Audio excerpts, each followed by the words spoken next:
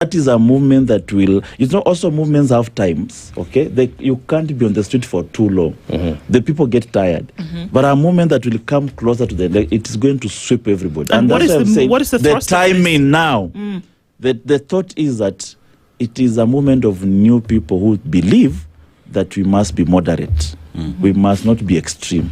We must go to an election without saying, you have heard the way leaders are trying to drum the tribal war. Yeah. You just find a leader wake up one day and say, if you are from this community and you vote for 2 terms, you will do this. The other one will respond with another clarion call.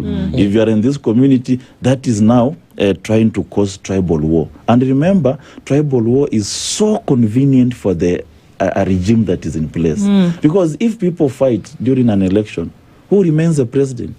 Okay, but I'm trying to so I want to, just for clarity's sake, so that we don't have people muddled here, that you've supported the idea of Edwin Sifuna because of the fact that he resonates with people and that he doesn't have anything beyond a love for the country, and to ensure that the rule of law above everything else is sustained. Does this movement, this particular one, then go in line with an Edwin Sifuna leadership, or is it straying away from that? Edwin Sifuna leadership is still alive. The only problem that people have gone into Linda Mwananchi and they try to muddy the Sifuna, but the Sifuna as a person is still there. He can join another movement and still erupt. But the Linda Mwananchi, as you can see now, the way Orengo will go and they'll look for Aisha. Now you wonder if these people were removed from the government and Gen Z said they must go home, then you bring them back to a new liberation, to the same thing. You are discouraging them. You are so it has been muddied with people who want self-interest. They want to achieve some goal. Remember, people don't join the movement because they love you. In fact, you might find I'm the only person who loves Edwin Sifuna in that and movement. That's why. So these people, because they want to join so that they can. Some people have to go home, but they want to lean on something so that they don't go home. So that they don't go home. And could that not be the same reasoning for all of the people in this picture except for Edwin Sifuna? Most likely, there are some people who want to preserve their names for some time, and of course there are. I really have no problem with some of them.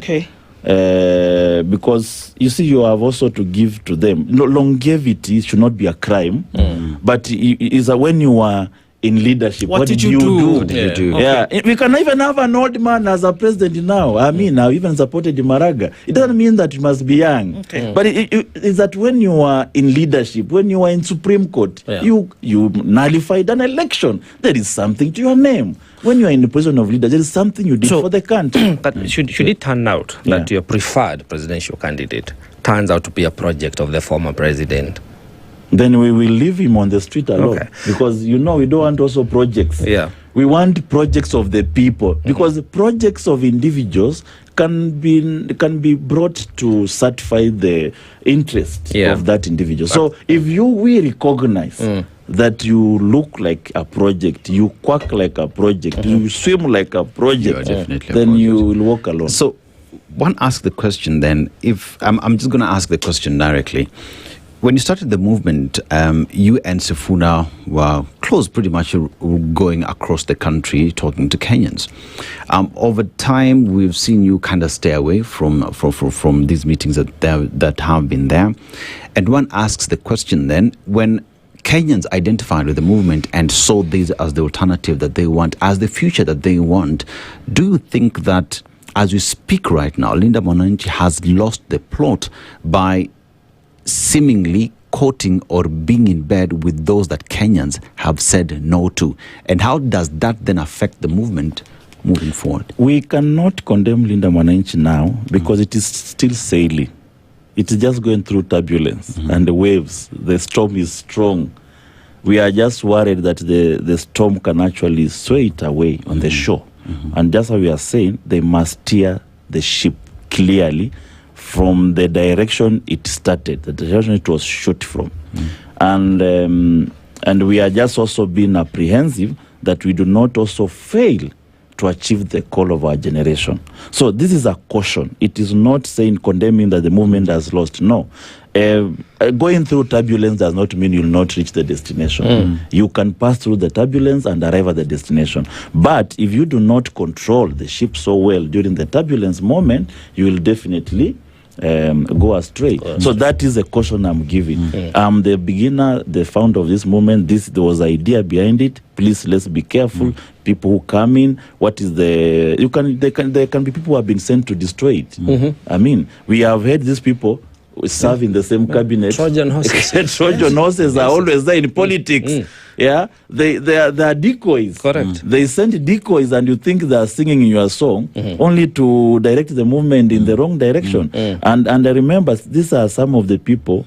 Like, surely, if you've served with Ruto in the same cabinet, don't you think you can also meet together again? And we have seen the same bad manners when we follow some person and before you realize there's breaking news, alafu the supporters ndio wanaanza kusema I'm heartbroken, nini baba, why did you do this? We've been there before, only for us to see breaking news at the steps of Arambe House. So, and there is always a common line. Just be careful of this common line. It's almost coming. That we do this for the sake of the nation. That line is coming. Just watch this space. There is a line that they are fond of using. That nation is bigger than all of us. Like we are going to do this for the sake of that line is coming very soon. You will see it. Even the 2000. And that is the reason why we are refusing to go back to that line. Let us clear the nation once and for all, so that we do not do this again for the sake of the nation. In 2007, for the sake of the nation, after people died and went to war, the three presidential candidates decided to form a presidency. Kalonzo became the vice president, and then Raila became the prime minister. And yet all the three of them were on the ballot.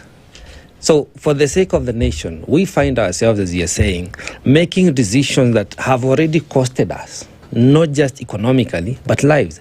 So can we have for the sake of the nation moment before the election and not after the election, so that we are able not just to save lives, but also make organized governance that will appreciate the rule of law as we have it today according to our constitution. And talking of constitution, I would want to ask you, as a lawmaker, there is a Presidential Retirement Act whereby a retired president should not be a leader of a political party. Today you have Uhuru being the political party leader of Jubilee and the chairman of the Azimio. How do you speak to that as a legislature? Yeah, of course, Uhuru, I do not mind Uhuru playing politics. Former presidents, there are politicians.